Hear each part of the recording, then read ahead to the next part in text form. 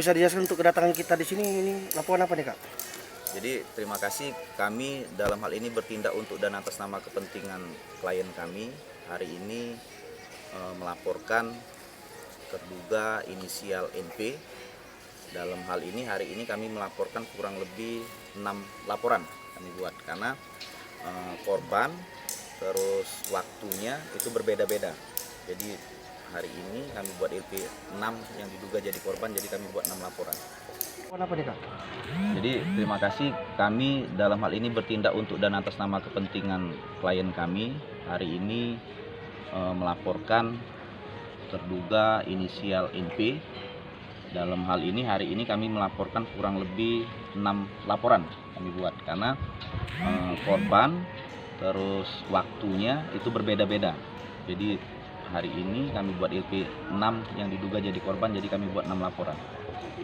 Apa laporan apa nih Pak? Dalam dugaan tindak pidana 378 dan atau 372 penipuan dan atau penggelapan yang kerugiannya diduga uang. Ini apa nih Pak? Sebenarnya arisan apa investasi apa gimana Pak? Jadi ada 2 motif Pak diduga di sini.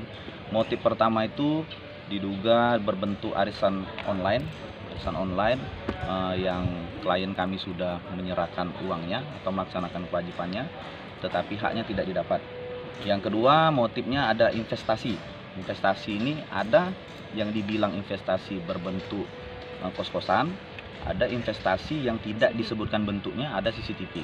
Tapi pada pokoknya ke-6 klien saya, ke-6 subjek hukum ini telah menyerahkan uang, dijanjikan sesuatu sehingga mereka mau menyerahkan uang, tetapi pada saat ini uang tersebut tidak dikembalikan. Total uangnya berapa? Kerugian berapa? Relatif. Jadi kalau total 60, Kalau ditotalkan? sekitar kurang Juta. lebih ya 400 sampai 500 juta. Untuk korbannya berapa semua jumlah korban?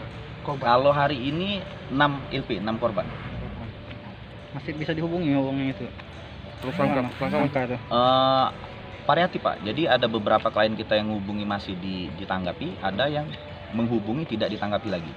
Harapannya Pak dengan adanya laporan ini kepada Jadi harapan polisi? kita yang pertama, kita menyerahkan permasalahan kita ini pada proses hukum. Yang kedua harapan kita minta hukum ditegakkan menurut peraturan perundang-undangan yang berlaku. Yang ketiga harapan kita, kalau memang masih ada etikat baik dari korban, kita minta diberlakukan restorasi justice atau kita lebih fokus kembalikan kerugian klien kita. Tapi kita tidak memaksa, itu kalau memang masih ada etikat baik. Kalau tidak, kami serahkan semuanya kepada penegak hukum, dalam hal ini bapak polisi penyidik perkara ini, mohon hukum ditegakkan seadil-adilnya. Berarti kita terus ya berarti ya? Iya. Terus.